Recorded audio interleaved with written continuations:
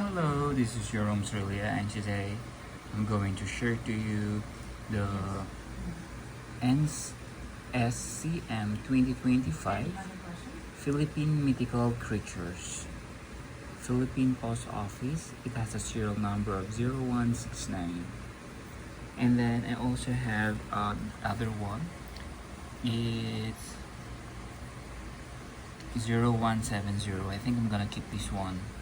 And then the other one, I'm going to share it, or let's say use it. So the first one is Manananggal.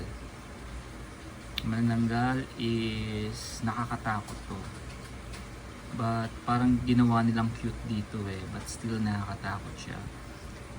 Ay yung katawan niya nahahati sa dalawa, tapos lumilipad siya. This one is San Telmo. Nung bata kami, tawag namin dito Chamberlain. Diba? Sa gabi, nag-aano siya. Nakikita siya sa apoy na buhay. This one is a Sarimanok. This is a mythical creature sa Mindanao to. Bakunawa. Ito yung sa eclipse. Kapag sabi nila nagkakaroon ng eclipse, yung Bakunawa kinakain yung araw. There you go.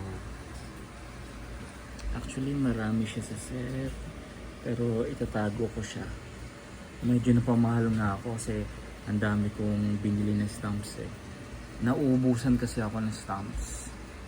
Pero next time siguro ang gagawin ko na lang yung tig-piso, kulang, sobrang kulang. So basically that's everything.